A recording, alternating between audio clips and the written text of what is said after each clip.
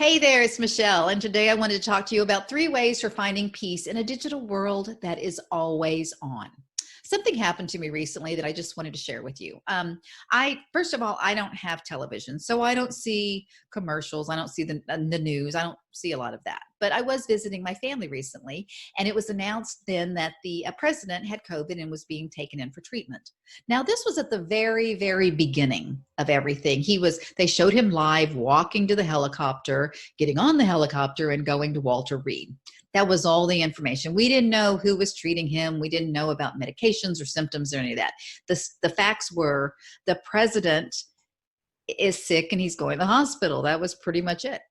And as a viewer, that's really all I need to know, because what am I going to do about it? I mean, sure, I could pray, but other than that, what is going to be happening? So I think, oh, okay, well, we'll get to the next story. But they didn't get to the next story. Those lovely folks at the Today Show. I love the Today Show. So, not just them, but I'm sure all the networks were doing it. All of a sudden, all these doctors and specialists and experts were coming on saying, well, this might happen and this might happen. And, ooh, if he has this symptom, then this means this. And, and it was all speculation, because from what I could tell, not one of them was actually treating him. They probably hadn't even met him. And it didn't seem like any of them had the inside track to get to where they wanted, to get, oh, I just talked to so-and-so over at Walter Reed and he said, or she said. None of that was happening. This was just speculation about what might be happening.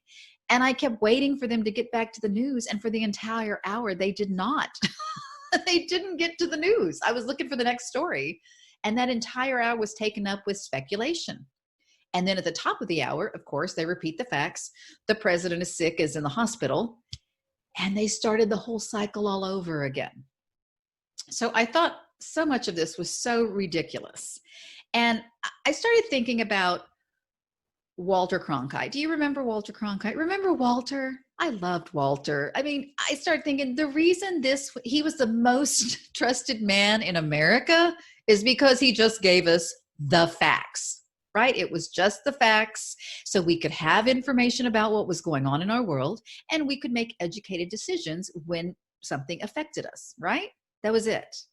And unfortunately, the 24-hour news cycle has really forced the media into this padding and stuffing, this trying to get filler to fill up that hour so they can be on 24 hours a day, 7 days a week. And all that to say, a couple of observations. If you're feeling agitated, if you're feeling annoyed, or you watch the news and you're frustrated, or you're kind of sad or angry or any of that, if you're having any emotion, I'm going to make a really big suggestion. And one of those is maybe you shouldn't watch so much news.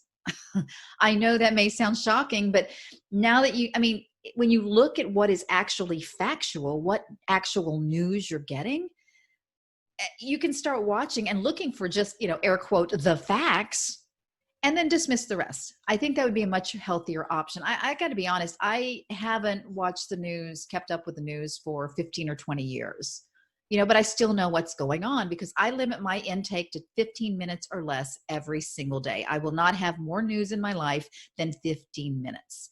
And which is why I'm going to leave a link for you here. It's called the Newsworthy. It's about 10, 12 minutes of fact, next story, fact, next story, fact, next story, and then fact, next story. So you get the headlines of the news, but you don't get all the opinions and speculation and hypothesis. And it does, when I started doing this, it's shocking at how much extra time you have in your day. So if you're looking to get a few hours back in your day, then start going to listening to the Newsworthy, and that's really going to help you out. And it'll just give you the facts and move to the next story. That's all you're getting.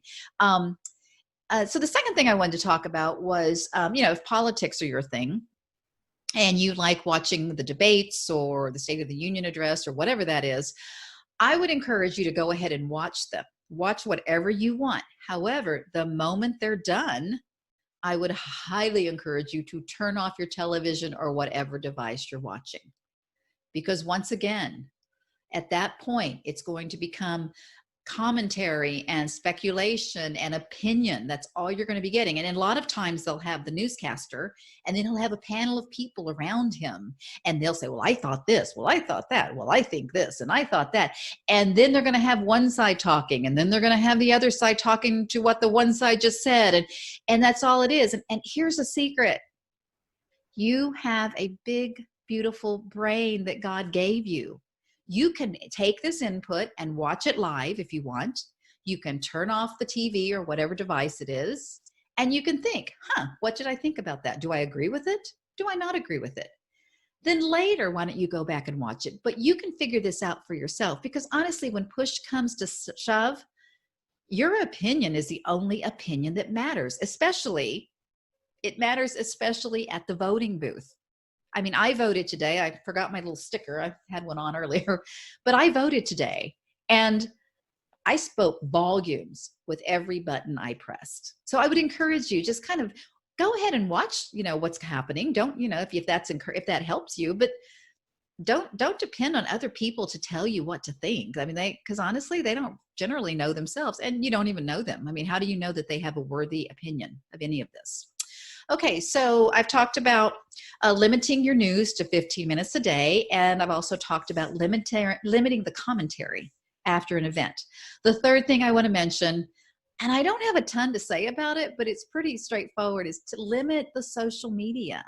Just be really careful of the amount of social media time you spend. Social media for me is puppies and children laughing and cute little videos and checking in on my friends. And when it becomes a bit toxic or a little overwhelming with all the political statements and some of the negativity about some events going on in the country, when that happens, I kind of get off of it. I'm gonna give it a couple of days. I'll get back to it later. So if getting off social media seems like a very scary thing for you to do, then I would basically say, just try this. Monitor yourself for maybe a week and find out how much time you actually spend on social media. Maybe it's, for example, an hour a day. So you say, okay, I'm spending an hour a day. I'm going to cut that back by 2 minutes every day. So every minute, instead of spending 60 minutes, you go to 58 minutes. And then you go to 56 minutes and on and on. And then when you hit your goal, say, okay, great, I'm at 30 minutes a day. Then I would say, get a timer and put a timer on yourself when you get on the social media. And I think it's just a fantastic way to keep track of where you're spending your time, because sometimes we just keep having intake after intake and input from other sources, when the reality is we don't need all that. We can figure things out for ourselves. So to recap, limit your news to 15 minutes a day, limit the commentary after events, and figure out what you agree and disagree with or what you think about it, and then later go watch the commentary. And the third one is limit your social media time. I do believe that one or maybe all of these things will help you find some peace in this digital world that we live in. Because being aware of your own behavior is really the first step to changing that behavior and improving that behavior so you can find that peace. I go into this a little bit more in my ACE Essentials course, which there's a link below as well. But yeah, come on over, and we're going to be kicking it off soon. So come on over and check it out. Until next time, have a refreshing and peaceful day.